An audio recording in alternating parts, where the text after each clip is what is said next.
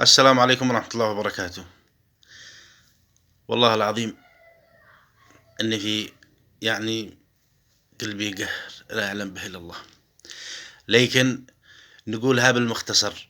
إذا كنتوا صادقين يا قيادتنا، يا مجلسنا الرئاسي، يا حكومتنا، يا شرعيتنا، إذا كنتوا صادقين الغوا هذه اسمها منح دراسية وبعثها الدبلوماسية، وغلقوا كل منابع الفساد.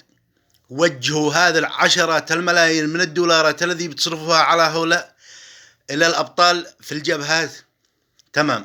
وأضمن لكم ضمان أنه نوصل صنعاء في أقرب وقت، وكما وصلنا صنعاء فعلنا لنا من هذا الخبر البعثات. إحنا الآن في حالة حرب، ما بش معانا وطن، نشتي نستعيد وطننا وبعدين نرجع نفكر في هذا الشيء.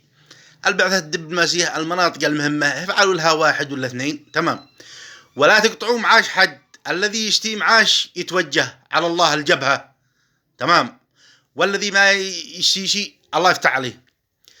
أطلب من الحكومة ومن رئاسة مجلس الرئاسي ومن المسؤولين ومن الشرعية بشكل عام أنهم يجمدوا هذه العشرات الملايين من الدولارات الذي بتصرف على المنح وعلى الدبلوماسيين وعلى كذا، ويوجهوها إلى الأبطال في الجبهات.